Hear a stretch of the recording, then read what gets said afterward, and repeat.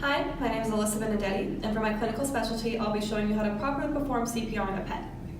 The first thing we need to identify is if the pet is conscious. If not, we need to attempt to wake them from this state. Ways we can do that are by calling out their name or tapping near their corner of their eyelid. Fluffy, Fluffy, are you there? If we don't gather a response and we don't notice any breathing in our pets, they are likely in cardiopulmonary arrest and we need to begin CPR in less than 15 seconds. In those 15 seconds, we need to assess the ABCs of CPR: airway, breathing, and circulation. If there's anything obstructing the airway, we need to remove that immediately. To identify if the pet is breathing, look for the rise and fall in the chest. If we have already identified that A, the pet is not breathing, and B, the pet is unconscious, checking for circulation, though often vital, is unnecessary. It'll delay the CPR process, and we only have 15 short seconds to begin. If able, yell out for help before beginning CPR so that your teammates can come properly assist you. Where you perform CPR depends on the chest type of the pet. Round-chested dogs, which tend to be medium to large breed dogs, require that you begin compressions at the highest point of the chest. Whereas keel-chested dogs, dogs that tend to have a narrow, deep chest, and cats as well as small dogs, require you to begin CPR over the heart.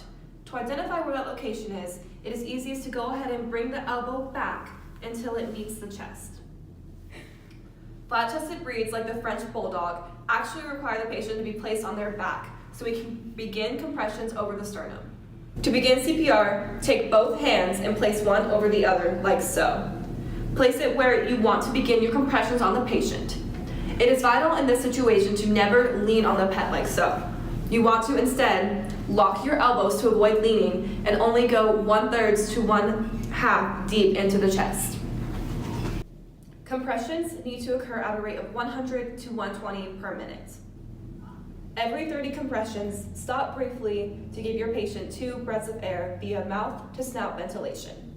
To do so, shut the snout tightly to avoid any air escaping and tilt the head back so it lines up with the body so air can easily access the lungs. Then, you want to go ahead and proceed to blow air into the nostrils like so.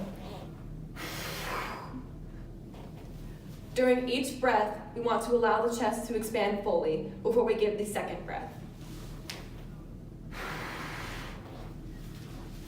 After giving 2 consecutive breaths, go ahead and repeat the 30 compressions per minute and then repeat the 2 breaths of air for an uninterrupted 2 minutes. After 2 minutes, reassess the ABCs of CPR.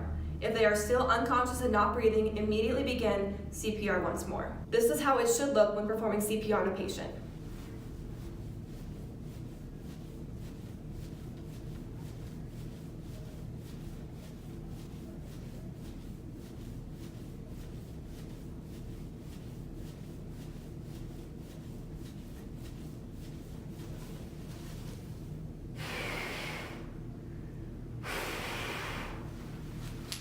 And that is how you properly perform CPR on a dog.